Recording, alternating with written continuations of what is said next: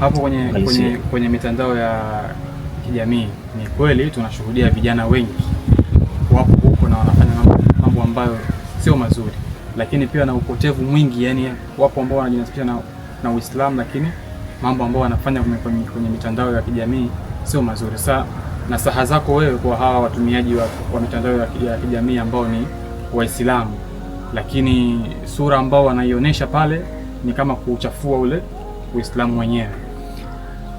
Mimi nasaha zangu kwanza ziwaendee wazazi na walezi.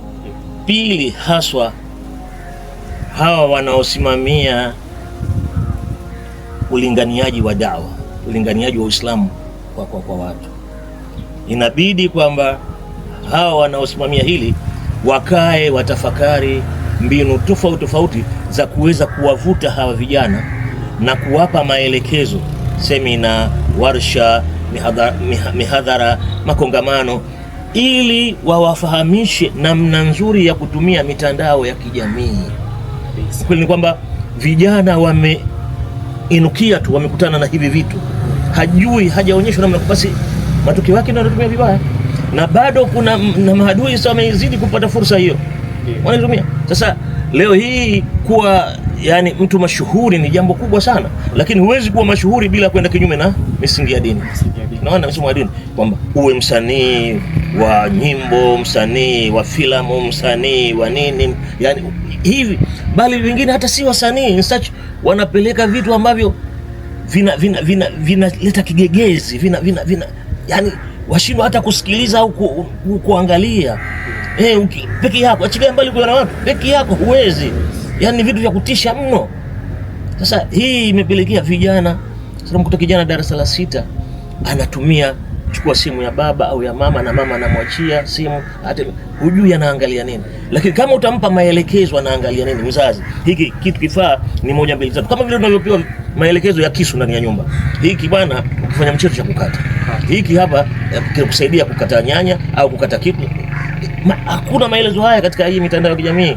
Tunawaachia vijana, matokeo yake ndio haya tunayonayo. Sasa na ile inakuwa kama vile tunasema addiction, yani mtu unakuwa mteja, kwamba jambo linakufa halitoki tena. Mtu akishaingia kwenye mtandao wa kijamii, kweli ni kwamba ni vigumu kutoka mpaka yeye urudi tena kule upelekwe soba au nini. Lakini mitandao ya kijamii inaharibu sana muda, kupoteza gharama ya pesa, bali sasa na malezi au makuzi ya mtoto yanaharibika hapa katika mitandao ya kijamii. Wapo Sheikh, umegusia kuhusu masuala ya vijana na athari za mitandao ya kijamii, lakini pia kuna tatizo kubwa sana ambalo kwa sasa hivi vijana wanalo kwenye akili yao, kwamba maisha ya sasa hivi hayaturuhusu kutekeleza dini, yani kuishi yale maisha ya Kiislamu, kwamba mimi kweli sasa hivi nitaishi, yani tunaweza kwamba kuna ugumu hivi. Hili ni kweli? Si kweli. Ni hoja dhaifu mno, hoja isiyo na mashiko, kwamba hatuwezi maisha yetu labda tuwe nje ya mfumo wa dini. Mfumo wa dini ndio maisha, ni mfumo wa binadamu. Ukitoka kwenye mfumo wa dini, basi wewe ni mnyama. Matokeo yake ndio haya tunayoona katika mitandao ya jamii. Mtu aweza kutembea tuputupu katika mitandao ya jamii, wewe sio binadamu, ni unyama.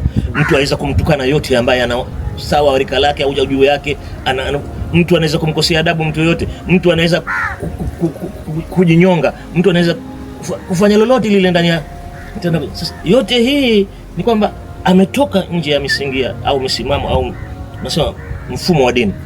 Mfumo wa dini Mwenyezi Mungu Subhanahu wa Ta'ala ameuleta kwa ajili yetu sisi.